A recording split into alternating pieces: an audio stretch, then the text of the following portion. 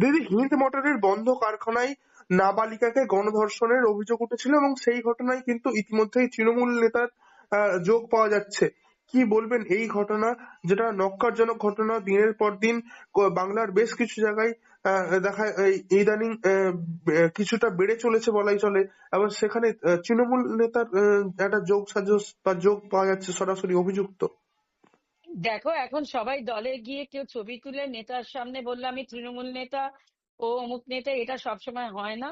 হ্যাঁ, আর যদি হয় তার ডিসিপ্লিনারি প্রসিডিং হবে। আর এটা তো আমরা নক্কারজনক ঘটনা, আমরা এটাকে কন্ডেম করি এবং ধিক্কার জানাই যে এই ধরনের নাবালিকাকে ধর্ষণ করাটা একেবারে এই সমাজের, যেখানে সভ্য সমাজের বাঞ্ছনা না। কিন্তু যেহেতু এটা ঘটনাটা ঘটেছে, অভিপ্রতি যে ঘটনাটা ঘটেছে, সেই ঘটনায় আমরা নিন্দা করছি। কিন্তু তৃণমূল নেতা মেতা এরা কেউ নয়। এরাও এই একটা গেল দলের সাথে, দেখলো, ছবি তুললো, ভিডিওতে ছাড়লো, সোশ্যাল মিডিয়া ছাড়লো, হয়ে গেল নেতা। নেতারা কখনো এই কাজ করে না। এই তৃণমূলের কোনোভাবে কিছুই নয়। একটা জাস্ট যেত আসতো এরম ধরনের কোনো নেতাই নয় সে। দিদি, তাহলে এখানে অভিযোগ তুলছে বিরোধী দল কিংবা পরিবার, যে অভিযোগ করছে যে নাবালিকাকে এখনো পর্যন্ত তার জবানবন্দি নেওয়া হয়নি এবং পুলিশেও তদন্তে গড়িমসি করছে, এমনটা অভিযোগ পাওয়া যাচ্ছে।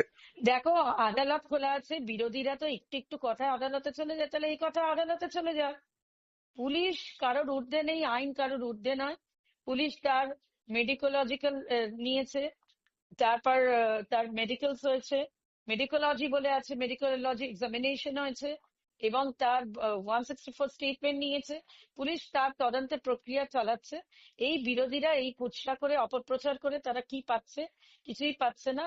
বাংলা বিদ্বেষী করে তারা আরো বাঙালির থেকে দূরে চলে যাচ্ছে।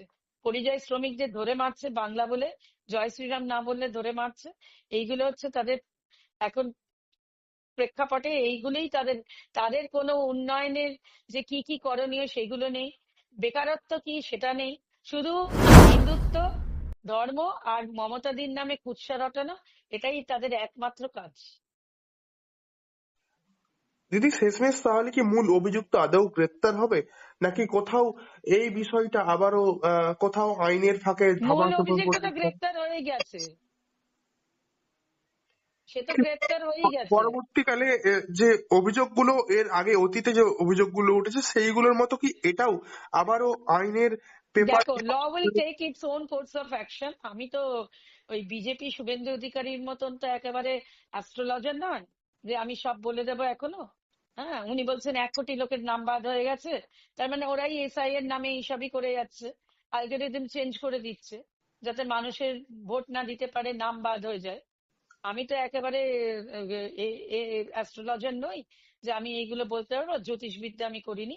কিন্তু law will take its own course of action. আইনের ঊর্ধ্বে কেউ নেই। এটা ট্রায়াল হবে, ট্রায়াল প্রসিডিং এ কি হবে, এভিডেন্স হবে, 164 স্টেটমেন্ট হবে, এই যে মহিলা তার স্পার্ম টেস্ট হবে, ডিএনএ টেস্ট, অনেক কিছু চলবে এর মধ্যে।